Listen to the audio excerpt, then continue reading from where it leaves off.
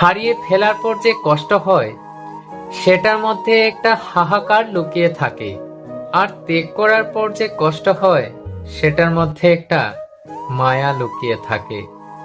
আমরা মায়ার দুনিয়ায় বাস করি। মা বাবার অল্প বয়সের ছবি দেখলে, মা বাবাকে চোখের সামনে বয়স্ক হতে দেখলে আমাদের মনের মধ্যে যে শূন্যতার সৃষ্টি হয়, আমাদের মনে যে ভয় জন্মায়, সেটাকে আমরা দেখেও না দেখার ভান করে থাকি। সেটা মায়ার কারণে।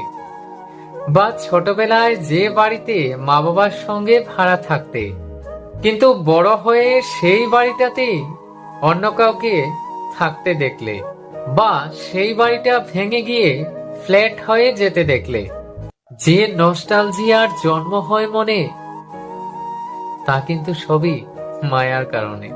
বন্ধুরা, একজন মায়ের চোখে তার অসুস্থ সন্তানের প্রতি যে বেদনা থাকে, সে বেদনা চোখের জল হয়ে গাল ভিজিয়ে দেয়। একটা 3 দিনের ছোট্ট বেড়ালকে বাঁচাতে না পারার মধ্যে যে ব্যর্থতা লুকিয়ে থাকে, সেসব মায়া। রাত্রিবেলা স্বপ্নে এমন কাউকে দেখছো যিনি মারা গেছেন বহু আগে, কিন্তু স্বপ্নে দেখে তাকে খুব রিয়েল মনে হয়েছে।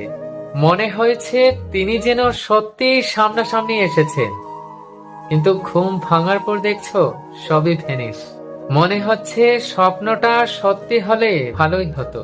যে যতটুকু রেখে যায় এসবই মায়া, এবং আমরা সবাই এই মায়ার জগতেই আটকে রয়েছি।